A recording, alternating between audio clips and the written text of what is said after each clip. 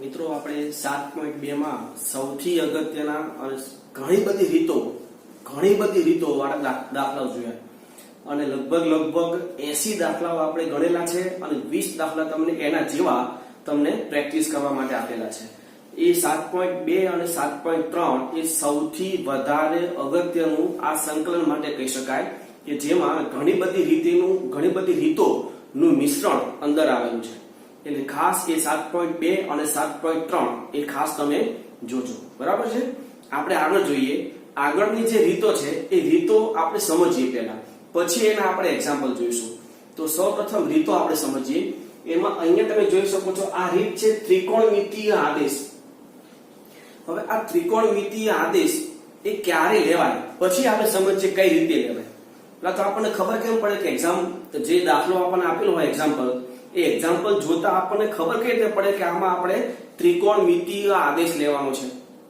તો એ વર્ગમૂળ કે 3/2 ઘાત હોય કે 5/2 ઘાત હોય કે 7/2 ઘાત હોય, આવું કોઈ પણ વર્ગમૂળ તમને આપેલું હોય અને જેની અંદર આ રીતના બે પદ હોય, આ રીતના બે પદ તમને આપેલા હોય, તો તમે ત્રિકોણમિતીય આદેશ લઈ શકો છો.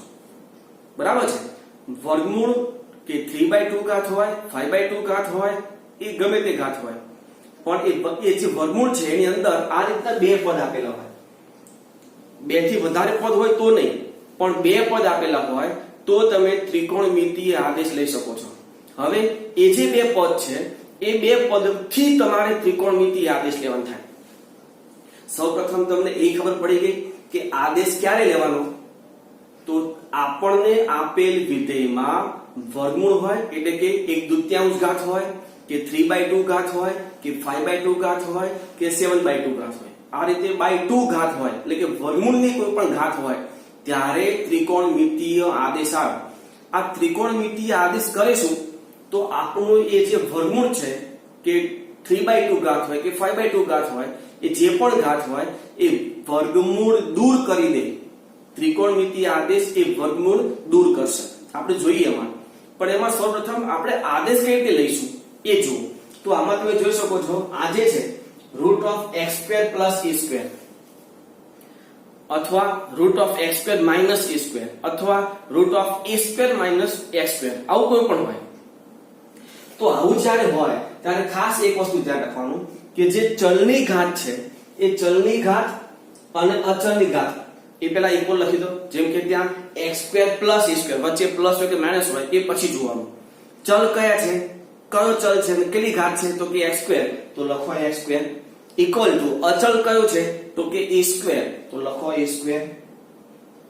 વચ્ચે જો માઈનસ હશે તો પણ છે, જો વચ્ચે માઈનસ પણ ચલ પાછળ હશે તો પણ છે. હવે ત્રિકોણમિતીય આદેશ કયો લેવાનો. તો મિત્રો આમાં આપણે x ની જગ્યા ઉપર આ જે x છે એ x ની જગ્યા ઉપર આપણે આદેશ મૂકશું. મતલબમાં x જ્યાં હશે ત્યાં ત્રિકોણમિતિ આવશે. અહીંયા વચ્ચે પ્લસ છે અને x આગળ છે. સૌપ્રથમ આપણી પાસે નિત્ય સમૂહ કયા જેનો અહીંયા ઉપયોગ કરશું તો કે 1 + tan² જે sec² થાય, 1 - sin² તો કે cos² થાય, sec² - 1 તો કે tan² થાય. આ ત્રણ નિત્ય સમનો આપણે અહીંયા ઉપયોગ કરશું. ઇન શોર્ટ તમને ખ્યાલ આવી જવો જોઈએ, જો વચ્ચે પ્લસ હોય તો tan θ નો જ ઉપયોગ થાય, કારણ કે 1 - sin² અને sec² - 1 એ બંનેમાં માઈનસ છે. જો વચ્ચે પ્લસ હોય તો શું આવે tan². તો અહીંયા આપણે લખીશું x² = e². હવે વચ્ચે પ્લસ છે એટલે tan²θ. બરાબર છે. માઈનસ તો શું કરવું એ આપણે જોઈએ, પણ પ્લસ હોય તો કે tan². હવે આ આટલી જો ખ્યાલ આવી ગયો હોય તો બહુ સિમ્પલ છે. હવે ખાલી તો વર્ગમૂળ કરી નાખો. x² નું વર્ગમૂળ તો કે x, e² tan²θ નું વર્ગમૂળ તો કે e tan θ. તો આ જે છે એ આપણો મેઈન આદેશ કહેવાય. આ આપણો મેઈન આદેશ જેનો આપણે દાખલામાં ઉપયોગ કરશું. બરાબર. જો વચ્ચે પ્લસ હોય તો ફરીથી શું કરવાનું, જે ચલ હોય ગમે તેટલી ઘાત હોય, આપણે આગળ જોઈશું બીજી ઘાત, જેટલી ઘાત હોય ચલ ઇક્વલ ટુ જેટલી ઘાત હોય એટલી એમાં અચલ. હવે જુઓ વચ્ચે પ્લસ છે તો કે tan²θ, અહીંયા tan² જ આવશે અને પછી એનું વર્ગમૂળ. બીજું જોઈએ, જો અહીંયા શું છે તો કે x² - e². તો પેલા તો ચલ કયો તો કે x સ્ક્વેર, તો કે x square is equal to અચલ કયો તો કે e સ્ક્વેર. હવે વચ્ચે માઈનસ છે. હવે નિત્યસમમાં તમે જુઓ 1 માઈનસ sin સ્ક્વેર, તો sin સ્ક્વેર પાછળ આવે અને sec સ્ક્વેર માઈનસ 1 તો sec સ્ક્વેર આગળ છે. જ્યાં ત્રિકોણમિતિ આદેશ હશે ને ત્યાં જ આપણો ચલ હશે, અથવા ઊંધું બોલવું હોય તો જ્યાં આપણો ચલ હશે ત્યાં ત્રિકોણમિતિય આદેશ આવશે. આમાં તમે જુઓ ચલ ક્યાં છે? આગળ. તો મારે આગળ શું મૂકવાનું? sin સ્ક્વેર મૂકવું તો નિત્યસમ બને કે sec સ્ક્વેર મૂકવું તો નિત્યસમ બને? તો sec સ્ક્વેર, કારણ કે sec square minus 1 tan square થાય ને, તો અહીંયા શું આવશે? sec square. મતલબમાં a square is equal two a square sec square theta. આની ખબર પડી? હવે આનું વર્ગમૂળ તો કે x equal to a sec theta. આ આપણો મૂળ આદેશ. આ તો કઈ રીતે આદેશ લીધો છે એ તમને બતાવી છે, એ તમને દર્શાવે છે. પણ આપણે આદેશ કઈ લેવાનો? આ x is equal two a sec theta. હવે ચલ પાછળ હોય તો શું? તો કે sin સ્ક્વેર થીટા. તો x square is equal two a square minus છે, મતલબમાં કાં તો sec સ્ક્વેર આવે કાં તો sin સ્ક્વેર આવે. તો ચલ ક્યાં છે? તો કે પાછળ, તો sin સ્ક્વેર થીટા. વર્ગમૂળ લઈ લો તો x is equal two a sin theta. ખ્યાલ આવે છે? એટલે ફરી એકવાર, જો વચ્ચે પ્લસ હોય તો કોઈ પ્રશ્ન જ નથી, tan સ્ક્વેર. જો વચ્ચે માઈનસ હોય તો એ જોવાનું ચલ ક્યાં છે. જો ચલ આગળ તો sec સ્ક્વેર અને જો ચલ પાછળ તો sin સ્ક્વેર. આ ખાસ ધ્યાન રાખજો, બરાબર? ફરી એકવાર, જે પણ ચલ હોય તે ચલ ઘાત ગમે તેટલી હોય એ નહીં જોવાનું. ઇક્વલ ટુ જે અચલ હોય તે અચલ. હવે જો વચ્ચે પ્લસ છે તો tan સ્ક્વેર, જો વચ્ચે માઈનસ છે તો ચલ ક્યાં છે તે જોવાનું. ચલ ક્યાં છે? આગળ તો sec સ્ક્વેર. ચલ ક્યાં છે? પાછળ તો sin સ્ક્વેર. હવે એનું વર્ગમૂળ લઈ લો, બરાબર? ખ્યાલ આવશે?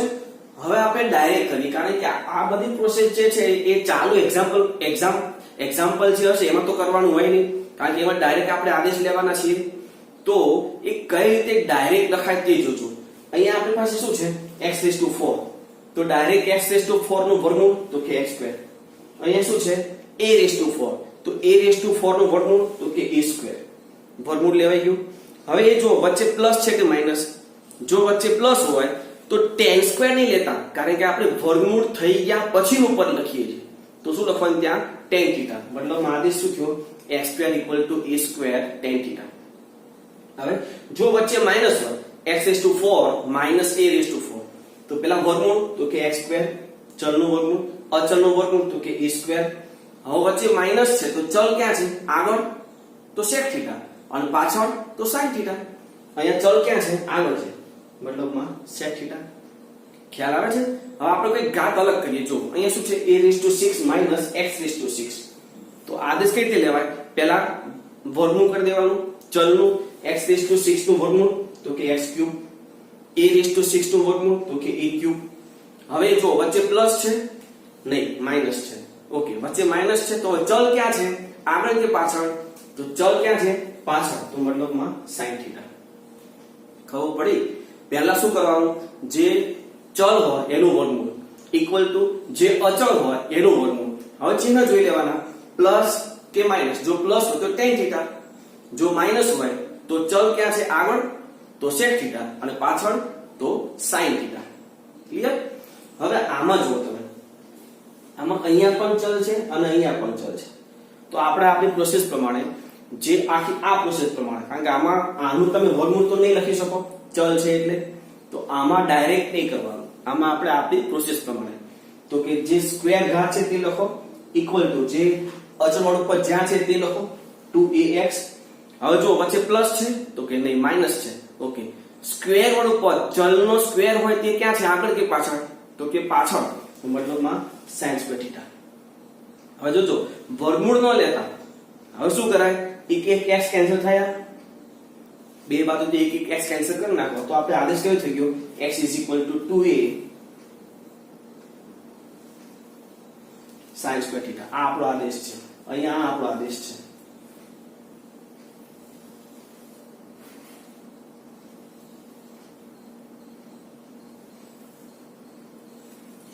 આ રીતે ત્રિકોણમિતિ આદેશ ની રીતથી દાખલા આપણે આગળ કરવાના આવશે. એટલે ફરી એકવાર હું તમને કહી દઉં, આ છેલ્લો સિવાયના ઉપરના જેટલા પણ છે આવા ઘણા બધા બીજા તમે લખી શકો છો.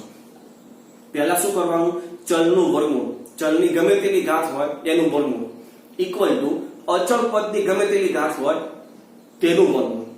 આ થઈ ગયું. હવે જુઓ રકમમાં વચ્ચે પ્લસ છે, જો પ્લસ હોય તો અહીંયા tan થીટા, જો વચ્ચે માઇનસ હોય તો ચલ ક્યાં છે આગળ તો sec થીટા અને પાછળ તો sin થીટા. બરાબર. આપણે જ્યારે દાખલા ગણશું ત્યારે આ રીત ફરીથી આપણે જોઈશું. બરાબર છે. બીજી એક રીત છે અને એ રીત છે વિશિષ્ટ આદેશની રીત. હવે આ વિશિષ્ટ આદેશ એટલે શું અને કેમ એનું નામ વિશિષ્ટ આદેશ આપ્યું છે, તો સૌપ્રથમ આપણે એ જોઈએ. આપણે જનરલી એવું કરતા, જ્યારે આદેશ લેતા ને ત્યારે રકમમાંથી આદેશ લેતા, રકમમાં જે આપ્યું હોય એના પરથી આદેશ લેતા અને એનું વિકલન પણ એ પણ રકમમાં જ હતું. જ્યારે આમાં તમે જોશો ને તો જે રકમ હશે તે રકમ કેવી હશે એ લખ્યું છે. જો આપેલ વિધેય 1/a+b sin x, 1/a+b cos x અથવા 1/a+b sin x + c cos x, in short છેદમાં sin અને cos નું પદ હોય. ખાલી sin પણ હોઈ શકે, ખાલી cos પણ હોઈ શકે, sin ને cos બંને મિક્સ પણ હોઈ શકે છે. હવે આમાંથી કઈ રીતે આદેશ લેવો, કારણ કે બધું પ્લસના સ્વરૂપમાં છે. હું કોઈના એક બાબત આદેશ લઉં તો એનું વિકલન અંદર છે નહીં. બરાબર. તો આનો આદેશ આપણે બનાવવો પડે છે. આ જે રકમ છે એ રકમને આપણે ટ્રાન્સફર કરવું પડે, ફેરવવું પડે. બરાબર. શું ફેરવશું, તો એ ફેરવવા માટે તો અહીંયા આપણે કીધું છે જો આ રીતનું સ્વરૂપ હોય તો વિશિષ્ટ આદેશ તરીકે tan x/2 = t. તો અહીંયા tan x/2 ક્યાંથી આવ્યું, તો આ જે રકમ છે ને એનું સૂત્ર મૂકી દો tan માં. જેમ કે sin x હોય તો આપણી પાસે sin x નું સૂત્ર છે 2 tan x/2 છેદમાં 1 + tan² x/2. ધારો કે cos x હોય તો cos x નું આપણી પાસે સૂત્ર છે 1 - tan² x/2 છેદમાં 1 + tan² x/2. તમે આમાં જોશો તો sin અને cos બંનેના છેદમાં 1 + tan² x/2 છે. તો છેદનો છેદ ક્યાં જતો રહે, કારણ કે sin x પોતે છેદમાં છે અને એનું સૂત્ર મૂકશું તો એના છેદમાં પાછું 1 + tan² આવશે. તો 1 + tan² છેદનો છેદ ક્યાં જતો રહે, અંશમાં. અને 1 + tan² એટલે sec². અને છેદનું બધું પદ tan માં હશે. તો તમે ત્યાં હવે tan x/2 = t આદેશ લઈ શકો છો. એટલે અહીંયા રકમમાં તમારી પાસે દેખીતું tan x/2 નથી, એટલે આને શું કીધું છે, એક વિશિષ્ટ આદેશ કે જે શું છે tan x/2 = t. બરાબર છે. આપણે થોડુંક જોઈએ એક્ઝામ્પલ તરીકે. દાખલા તરીકે આ પણ રકમ આપી છે integration 1/a cos x + b sin x dx. હવે આમાં અહીંયા આપણે લખ્યું નથી, સૂત્ર લખ્યું tan નું. ધારો કે tan નું સૂત્ર મૂકે શું થાય, તો કે a પછી અહીંયા શું આવે કૌંસમાં 1 - tan² x/2 છેદમાં 1 + tan² x/2, અહીંયા + b * 2 tan x/2 છેદમાં 1 + tan² x/2. આ બંનેના છેદમાં 1 + tan² x/2 આવશે. એ ક્યાં જતું રહેશે, અહીંયા ઉપર. અહીંયા ઉપર શું આવશે 1 + tan² x/2 મતલબમાં sec² x/2. ક્લિયર. અહીંયા અંશમાં sec² x/2 ક્લિયર. હવે અહીંયા છેદમાં શું છે, તો કે a * અહીંયા શું હતું 1 - tan² x/2 + b * અહીંયા શું હતું 2 * tan x/2. ત્યાં tan x/2 છે તો tan x/2 = t આદેશ લીધો. ઉપર tan નું વિકલન sec² x/2 છે જ. બરાબર. પણ આ બધી પ્રોસેસ જે છે, આ ટ્રાન્સફર કરવાનું, છેદનો છેદ અંશમાં લેવાનું, sec² ફેરવવાનું, પછી આદેશ લેવાનું, આ બધી સ્વરૂપો જે છે, આ બધા જે ચેન્જ છે, આ ચેન્જ આપણે દરેક એક્ઝામ્પલમાં નહીં કરીએ. એક્ઝામ્પલમાં શું કરશું એ હું તમને બતાવું છું. ધારો કે આ આપણી રકમ છે તો ડાયરેક્ટ આદેશ લઈ લેવાનો tan x/2 = t. જો એનું વિકલન કરીએ તો શું થાય, જો tan નું sec² x/2, x/2 નું હાફ dx/dt. આ sec² x/2 અને હાફ જે છે આ બાદ લઈ લો તો 2 જે છે આ હાફ નો 2 એ ઉપર જતો રહે એટલે 2 dt. આ sec² x/2 નીચે, sec² x/2 ની જગ્યાએ તો કે 1 + tan² x/2 અને tan x/2 એટલે t છે તો dx પર શું થયું ડાયરેક્ટ 2 dt / 1 + t². એટલે જ્યારે આ દાખલો આવો કોઈ સ્વરૂપનો દાખલો આવે ત્યારે આપણે પહેલા શું લખશું કે tan x/2 = t. therefore dx = 2 dt / 1 + t². આ જે પદ છે એ વચ્ચે ત્યાં દાખલામાં લખશું નહીં. ક્લિયર. હવે આ તો વાત થઈ dx ની જગ્યાએ, આ cos x ની જગ્યાએ શું લખશું અને આ sin x ની જગ્યાએ શું લખશું? તો જુઓ હવે sin x નું સૂત્ર શું છે આપણી પાસે? તો 2 tan x/2 છેદમાં 1 tan square x/2. તો tan x/2 ની જગ્યાએ t મૂકી દઈએ તો sin x બરાબર 2t છેદમાં 1 t square. આ કિંમત ડાયરેક્ટ અહીંયા મૂકશું આપણે એ જ રીતે અહીંયા, તથા cos x 1 tan square x/2 છેદમાં 1 tan square x/2. માં tan x/2 ની કિંમત મૂકી દઈએ તો cos x 1 t square છેદમાં 1 t square. બરાબર છે? આ તમને ચેન્જ ખબર પડી ગઈ? હવે જ્યારે આ રીતનો દાખલો આવે ને, આ રીતનો cos અને sin ની સિંગલ ઘાત વાળો દાખલો, આપણે સ્ક્વેર વાળા અથવા ઘાત વાળા દાખલાઓ જોયા છે આગળ. જો sin અને cos ના સ્ક્વેર ઘાત સ્ક્વેર હોય તો શું કરવાનું? તો અંશ ચેક કરવાનો. જો અંશમાં કોન્સ્ટન્ટ હોય, અચળ હોય તો શું કરવાનું? અંશ અને છેદને cos સ્ક્વેર વડે ભાગી નાખતા હતા અને પછી tan બરાબર t આદેશ લેતા હતા. અને જો છેદમાં sin સ્ક્વેર cos સ્ક્વેર વાળું પદ હોય અને ઉપર sin x cos x અથવા sin 2x હોય તો છેદમાં જે પદ હોય એના બરાબર t આદેશ લેતા હતા. પણ એ તો શું છે? sin અને cos ના સ્ક્વેર છે ને. અહીંયા આ રીતમાં તો sin અને cos ની સિંગલ ઘાત છે. ઇન શોર્ટ sin અને cos ની સિંગલ ઘાત હોય તો વિશિષ્ટ આદેશ આવશે. ક્લિયર આપણી વાત? અને sin અને cos ની સિંગલ ઘાત હોય અને વિશિષ્ટ આદેશ લેવા નક્કી થઈ જાય તો શું કરવાનું? બાજુમાં લખવાનું સાઈડ ઉપર રકમની બાજુમાં આ રીતે tan x/2 બરાબર t dx બરાબર 2dt upon 1 t square. અને રકમમાં sin અને cos બંને હોય તો ત્યાં લખવાનું therefore sin x 2dt upon 1 t square અને cos x 1 t square છેદમાં 1 t square. બસ ચાર વસ્તુ લખવાનું થાય. એક તો tan x/2 બરાબર t, પછી dx બરાબર 2dt upon 1 t square, sin x બરાબર 2t upon 1 t square અને cos x બરાબર 1 t square છેદમાં 1 t square. આ આપણે ડાયરેક્ટ લખશું. આ બધા જે છે આ સ્ટેપ છે એ સ્ટેપ ખોટા ત્યાં બતાવીશું નહીં, આપણે ડાયરેક્ટ લખશું.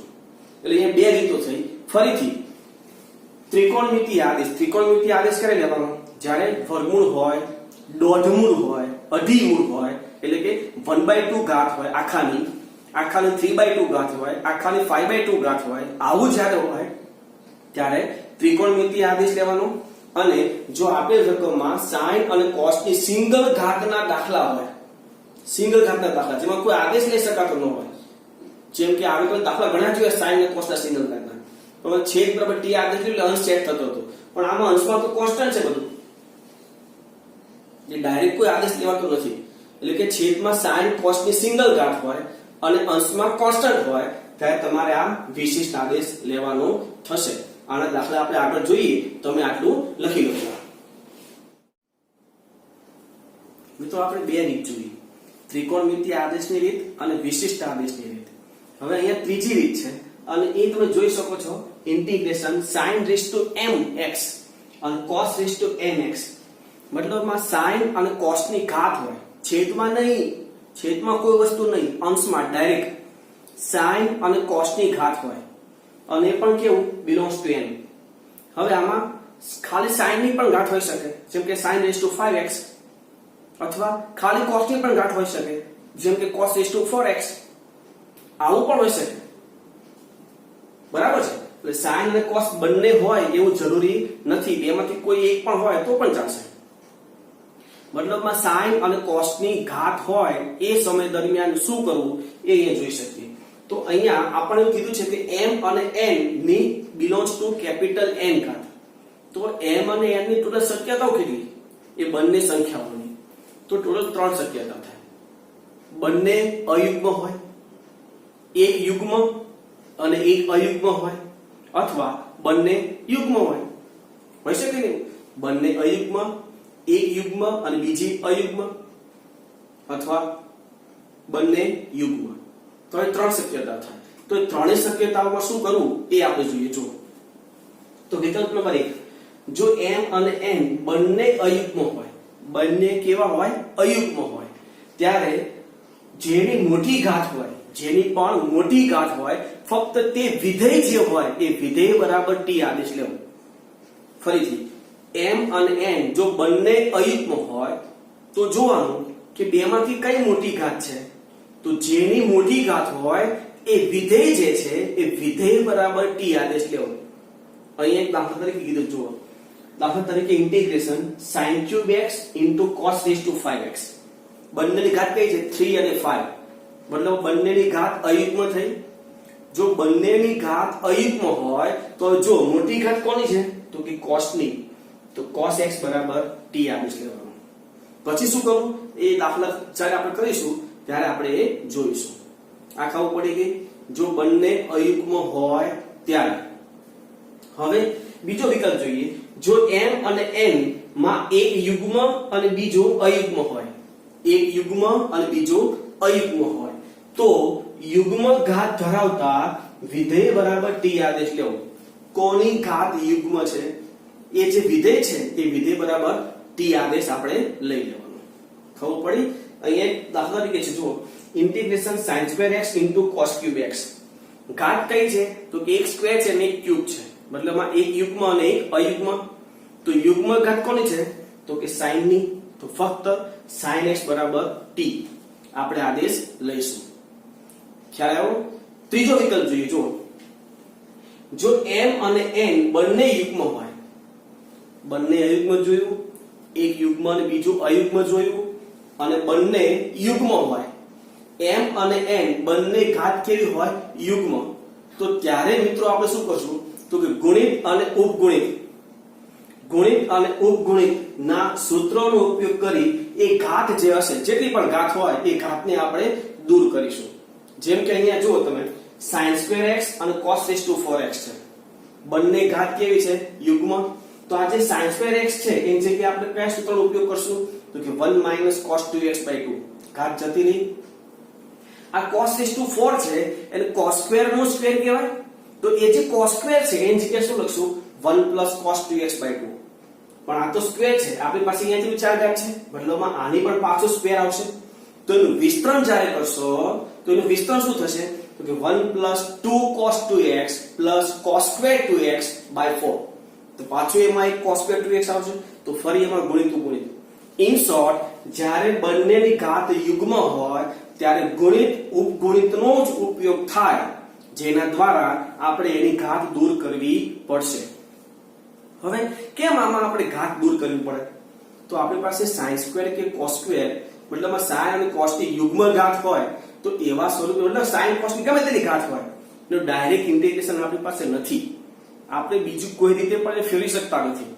જો આપણી પાસે sec² નું સંકલન છે, cosec² નું સંકલન છે, tan² જો હોય તો નિત્ય સમ ઉપયોગ કરો, sec² - 1 સંકલન થઈ જાય. જો cot² હોય તો એમાં પણ નિત્ય સમ ઉપયોગ કરો, cosec² - 1 સંકલન થઈ જાય. પણ આ sin² અને cos² એવું છે કે જેમાં તમે નિત્ય સમનો ઉપયોગ કરો તોય સંકલન ન થાય. ધારો કે sin² નું નિત્ય સમ શું થાય તો કે 1 - cos², એનું સંકલન થાય નહીં. તો જ્યારે sin અને cos ની ઘાત હોય અને બંને યુગ્મ ઘાત હોય ત્યારે ગુણિત ઉપગુણિતનો ઉપયોગ કરી આપણે એ જે ઘાત હશે એ ઘાત શું કરવી પડશે દૂર કરવી પડશે. બરાબર છે? ફરી એકવાર, જો બંને અયુગ્મ તો જેની મોટી ઘાત હોય ફક્ત એ વિધેય બરાબર t, ઘાત નહીં લેવાની, ફક્ત વિધેય બરાબર t. જો એક યુગ્મ અને બીજું અયુગ્મ હોય, એક યુગ્મ અને બીજું અયુગ્મ હોય તો યુગ્મ ઘાત જેની હોય તે વિધેય બરાબર t, એમાં પણ ઘાત નહીં લેવાની. અને જો બંને યુગ્મ હોય તો ગુણિત ઉપગુણિતના સૂત્રનો ઉપયોગ કરી એ ઘાતને દૂર કરવાની. 3 રીતો થઈ મિત્રો, 3 રીતો કઈ? સૌથી પહેલી ત્રિકોણમિતીય આદેશ, બીજું વિશિષ્ટ આદેશ, અને ત્રીજી sin અને cos ની ઘાત. તો સૌપ્રથમ આપણે આ 3 રીતના એક્ઝામ્પલ કરશું, પછી આપણે આગળ જોઈશું. પહેલા 3 રીતના એક્ઝામ્પલ જોઈ લઈએ. તો એમાં સૌપ્રથમ આપણે જોઈશું ત્રિકોણમિતીય આદેશની રીતના દાખલા. તો ત્રિકોણમિતીય આદેશની રીત તમે જોઈ શકો છો, અહીંયા એક એક્ઝામ્પલ છે, ઇન્ટિગ્રેશન dx/(x²) √1 - x². આ દાખલામાં તમને રૂટ એટલે કે વર્ગમૂળ દેખાય છે તો કે આ, અને જ્યાં વર્ગમૂળ હોય ત્યાં ત્રિકોણમિતીય આદેશ લેવાનો થાય અને થાય. બરાબર?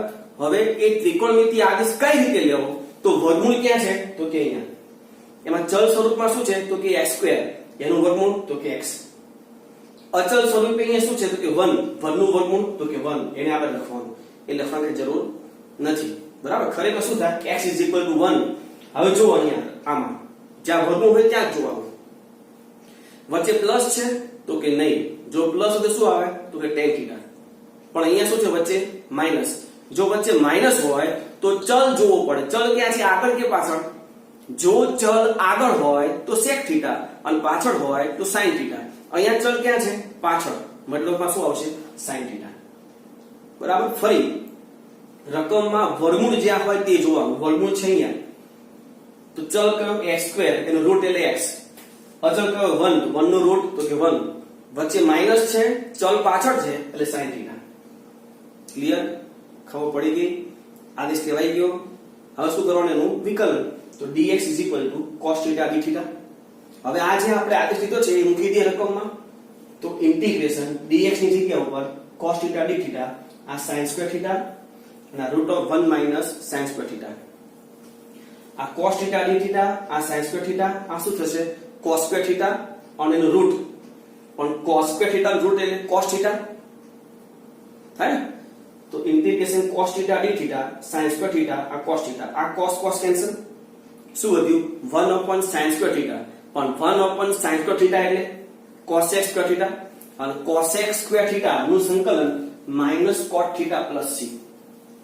હવે મિત્રો આપણે આગળ આદેશના દાખલા કર્યા છે. આદેશ શું કરે, સંકલનનું સ્વરૂપ સિમ્પલ કરી દે. સિમ્પલ થઈ ગયું, સંકલન કરી દીધું, પણ પછી ફાઇનલ શું કરવું પડે, આપણે જે ચલમાં રકમ આપેલી હોય એ જ ચલમાં જવાબ લાવવો પડે. તો અહીંયા -cot θ + c ઇન્ટિગ્રેશન થઈ ગયું છે, પણ આપણો ચલ કયો છે તો કે x. આપણે એને x માં લાવવું પડે. તો આપણે શું થાય, જો x = sin θ. તો અહીંયા સાઈડ ઉપર લખવાનું કે ભાઈ sin θ = x. તેનો કાટકોણ ત્રિકોણ દોરો. કાટકોણ ત્રિકોણમાં આ જો ખૂણો આપણો θ હોય તો sin θ = x. x ના છેદમાં 1 તો કહેવાય ને. અને sin θ એટલે શું તો કે સામેની બાજુ છેદમાં કોણ. તો સામેની બાજુ તો કે x, કોણ તો કે 1, કારણ કે x/1 છે ને. તો તમે પાયથાગોરસનો ઉપયોગ કરો, પાયથાગોરસ. તો પાસીમાં શું થાય, પાસીની બાજુ કર્ણનો વર્ગ માઈનસ સામેની બાજુનો વર્ગ આખાનું રૂટ, મતલબ √1 - x². આ તો તમને આવડે જ. હવે આ જે માઈનસ cot θ છે, cot θ એટલે શું, પાબાના છેદમાં સાબા. તો પાબા એટલે √1 - x² અને સાબા એટલે x. તો એ લખી શકાય -cot θ ની જગ્યાએ પાબાના છેદમાં સાબા એટલે કે √1 - x² x + c. એટલે આ રીતે મિત્રો આદેશ લઈ સંકલન કરી જે ફાઇનલ સંકલન થઈ ગયું હોય એના પછી આપણે રકમમાં જે ચલ હોય એ ચલમાં જવાબ લાવવો પડે. કઈ રીતે લાવવાનું, કાટકોણ ત્રિકોણ દોરીને. બરાબર. આ કાટકોણ ત્રિકોણ વાળું સ્વરૂપ જે ટ્રાન્સફર છે એ તમે ઓલરેડી પ્રતિવિધેય, ત્રિકોણમિતીય પ્રતિવિધેયમાં આપણે ભણી ચૂક્યા છીએ, એટલે એ તો તમને ખબર જ હોય. નજીક દાખલો જોઈએ, જુઓ. Integration √9 - x² x² dx. Route ક્યાં દેખાય છે તો કે ઉપર. ક્યાં છે તો કે 9 - x². તો ચલ તો કે x² છે, તો x² નો રૂટ એટલે x. અચલ તો કે 9 છે, 9 નો રૂટ એટલે 3. આટલું થઈ ગયું. હવે જો વચ્ચે પ્લસ છે તો કે નહીં, વચ્ચે શું છે, માઈનસ. ઓકે, વચ્ચે માઈનસ. જુઓ ચલ ક્યાં છે, આગળ કે પાછળ? આગળ છે કે પાછળ? પાછળ, તો sin θ. તો આદેશ શું થઈ ગયું, x = 3 sin θ. હવે વિકલ્પ, આ dx 3 cos θ dθ કેવો તો મૂકી દઈએ. ઇન્ટિગ્રેશન 9 - sin² θ છેદમાં 9 sin² θ 3 cos θ dθ. આમાંથી આપણે 9 કોમન લઈએ શું થાય, 1 - sin² और 1 - sin² એટલે cos². તો 9 cos² θ. બીજું બધું એમ રહે. રૂટ લઈ લો તો આનો રૂટ શું થાય, 3 cos θ. તો આ 3 cos θ છેદમાં 9 sin² θ. આ 3 cos θ dθ તો છે જ. તો 3 3 9 થાય અને 9 કેન્સલ. ઉપર શું વધ્યું, cos², નીચે શું વધ્યું, sin². તો cos² θ ના છેદમાં sin² θ એટલે cot² θ. પણ આપણી પાસે cot² θ નું સંકલન નથી તો એને ફેરવવું પડે. તો શું કરવું પડે, cosec² θ - 1.